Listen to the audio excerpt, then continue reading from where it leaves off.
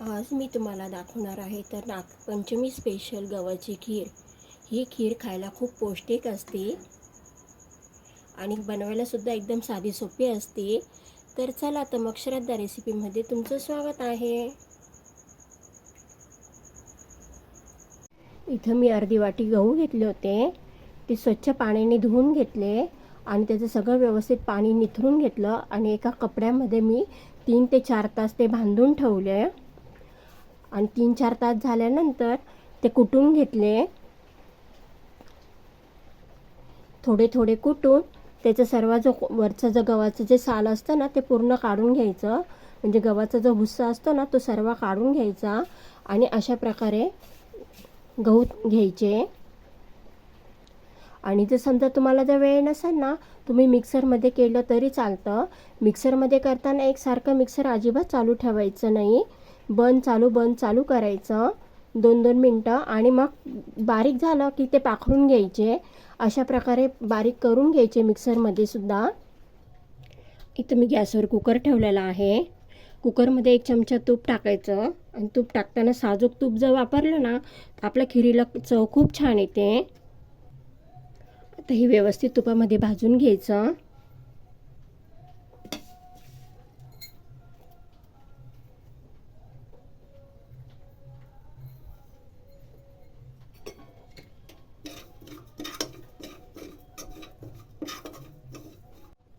साधारण 2-4 मिनटं हे तुपामध्ये इथं 5 मिनटं आपलं चांगलं व्यवस्थित परतून झालेले आहे. आता त्याच्यात मी साधारण गहू शिजण्यासाठी 1 ते 1.5 ग्लास पाणी टाकत आहे आणि पाणी टाकताना ना आपल्याला गरम पाण्याचा वापर करायचा.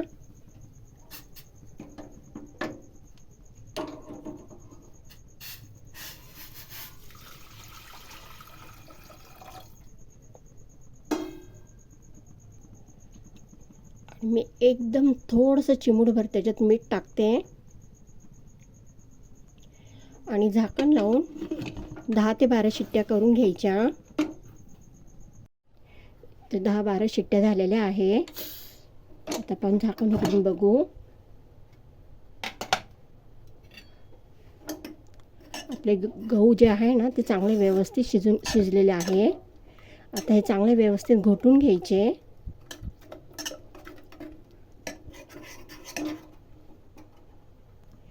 इथं मी पॅन गरम करत ठेवलेला आहे आणि साधारण त्याच्यामध्ये 2 ते 3 चमचे परत तूप टाकायचं.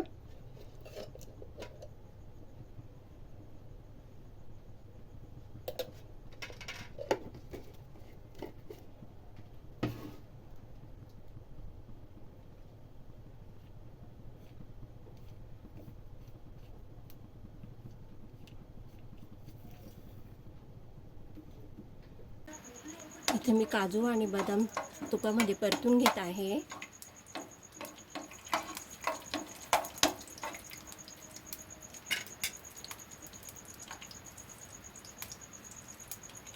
इथं काजू बदाम चांगले व्यवस्थित परतून झाले की त्याच्यामध्ये मनुके आणि चारोळी ते सुद्धा परतून घ्यायची.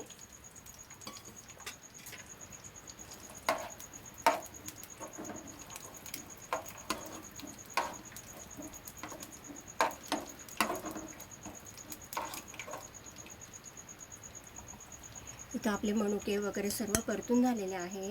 आता जे गहू आपण शिजवले होते ना ते चांगले परतून घ्यायचे.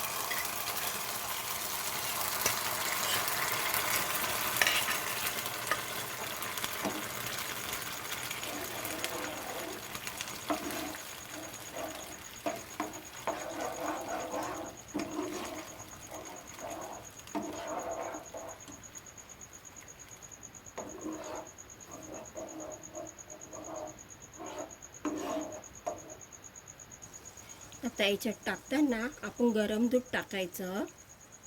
थंड दुधाचा वापर अजिबात करायचा नाही.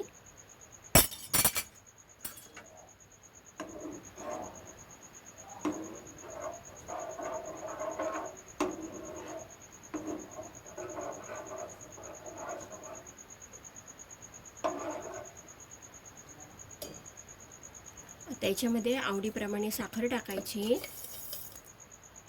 साधारण 4 चमच्याची साखर टाकत आहे. जर जास्त गोड खात असाल तर थोडीशी साखर वाढवली तरी चालेल.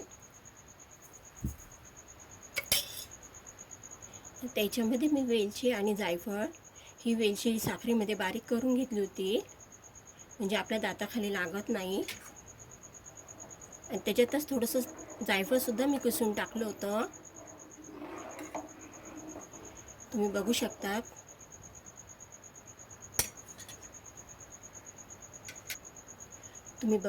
तिथं आपली खीर तयार झालेली आहे.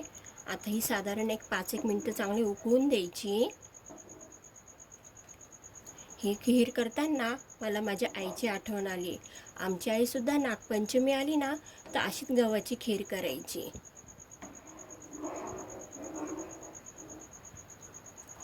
कोणी याच्यामध्ये गूळसुद्धा टाकतात, पण गूळ टाकला ना तर ते लगेच याच्यात जर गूळ टाकला ना की ती जास्त वेळ राहत नाही, कारण गुळाने कसं दूध फाटायची शक्यता असते. म्हणून मी याच्या साखरेचा वापर केलेला आहे. ही दिवसभर 2 दिवससुद्धा ही खीर टिकू शकते. तुम्ही बघू शकता जबरदस्त आपली खीर तयार झालेली आहे. इथं आपली खीर तयार झालेली आहे. मी आता गॅस बंद करते.